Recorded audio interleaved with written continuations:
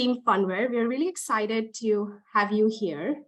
As we all know, work from home has significantly increased over the past 2 years. Many of us have moved on to working virtually full-time, and engagement, collaboration, and ideation with our team virtually has become very crucial. Based on our research, this has been a major problem companies are facing these days, and this is what exactly Funware targets to solve: improving team connection, creativity, and productivity through fun activities at work.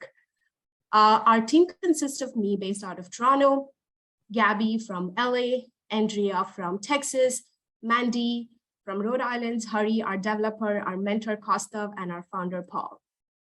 There is energy crisis at work because employees feel disengaged. Employee engagement, particularly for virtual worker, is extremely low right now.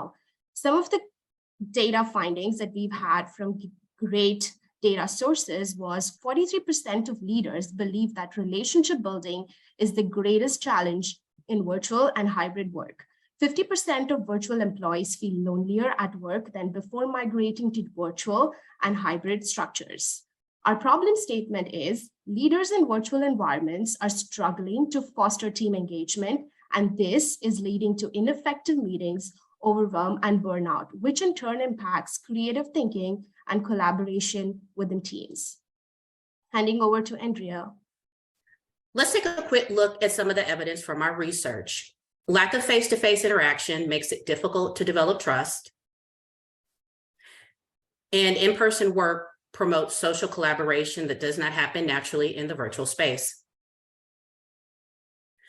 User surveys and interviews helped us formulate our primary target user.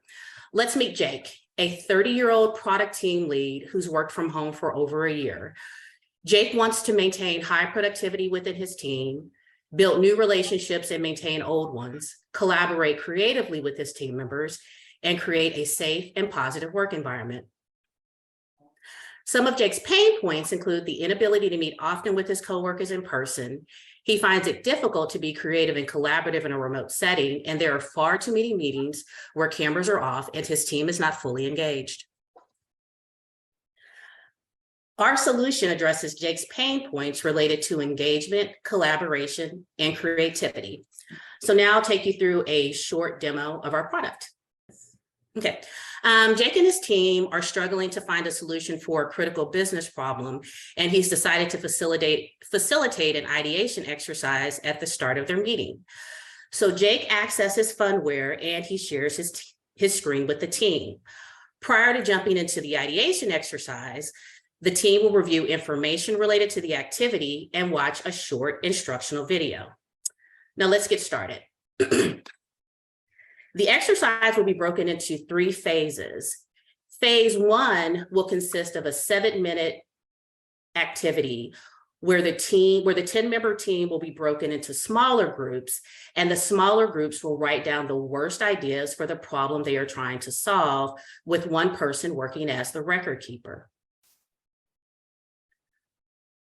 Following the completion of phase 1, the teams will remain in their smaller groups, and then they're going to take 5 minutes and take one idea from the list and begin to expand on how that one idea could potentially solve their problems.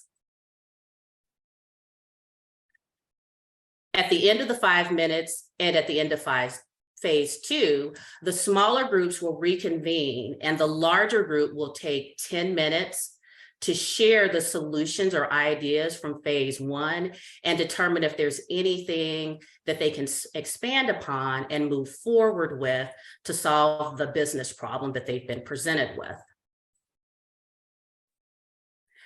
Now we're done with the exercise. So Jake will be prompted to no longer share his screen so that he can complete a short survey that will give us information regarding effectiveness and engagement throughout the activity. Our exercise is completed, and either the team can complete their meeting or they can continue with other items that are on the agenda. Now I'll turn it over to Mandy. All right, so let's get into our competitive landscape. So our solution is both engaging and effective because it leverages fun team building exercises designed to lead teams to a solution. So now on to competitive advantages. Our solution has science-backed exercises meant to create engaging and productive experiences for teams. It's also designed to be integrated into workflow and leverages fun to increase collaboration. So unfortunately, we didn't have much time post our launch to receive much feedback and iterate. However, we still have intentions for growth in the future. So our product roadmap, some of the items we plan to work on next are building out reporting and analytics features to help team leads leverage insights and exercises or insights from those exercises to make it integratable with existing communication platforms such as Zoom or Google Chat. And then for our learnings, we learned that it's very important to stay focused on the problem when deciding on final design decisions. Also, leveraging strengths and expertise is really important and is one of those things that we always have to be mindful of within our team. And then lastly, we must be wary of analysis paralysis. It's always going to be present within teams, and it's important to stay focused and move forward.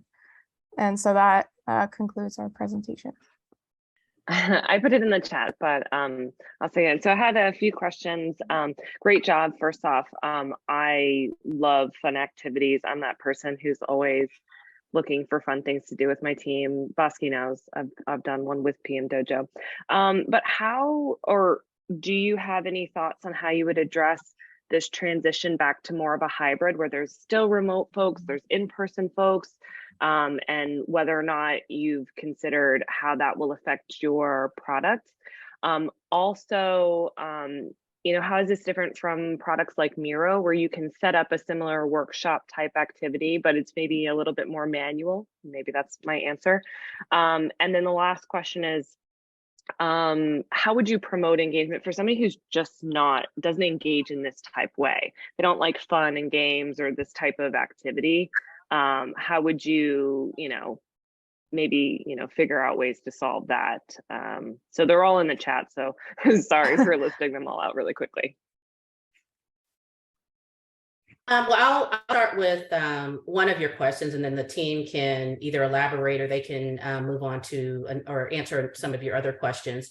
So in regards to the differentiator between, I guess, between Miro and Mural, I think your point is valid for the current MVP, and that's something that we thought about, and it's listed on our roadmap.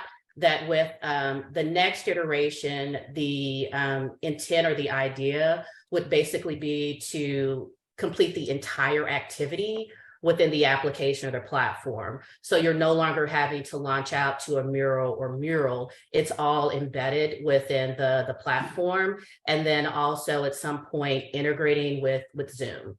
So basically you can just launch the activity within Zoom, and then the activity is taking place within the application.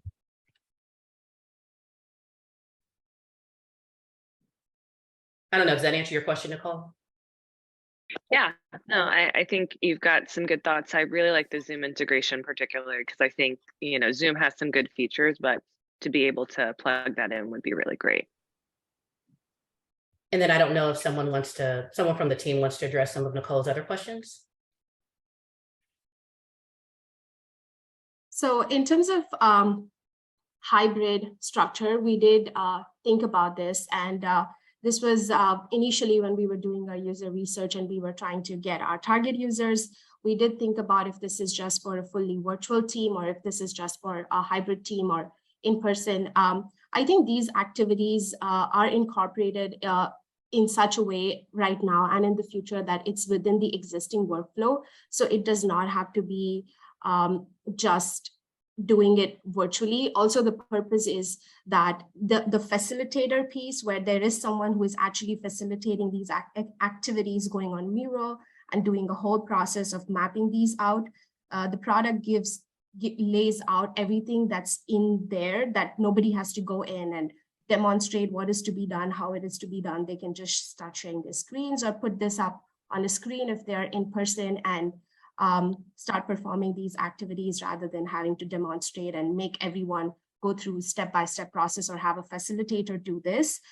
So it takes out that onus from that one person. And if anyone else wants to answer any other questions.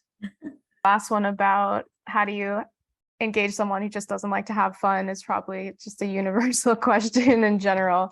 I think the way that we kind of approach that is the team lead would really just set the stage and leveraging the video facilitator that we have, kind of like leading the activity, that they bring the energy and hopefully set an example of what you can do, but at the same time, like letting people show up as they are and just accepting that that's kind of not everyone's going to be the same. So allowing space for that.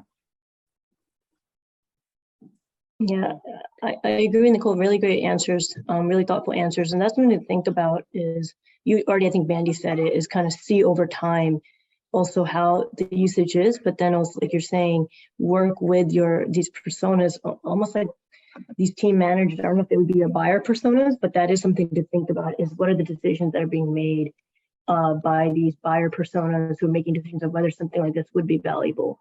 What are they looking for? What are the patterns you're seeing? Anyways, just a thought, but great job thinking through that.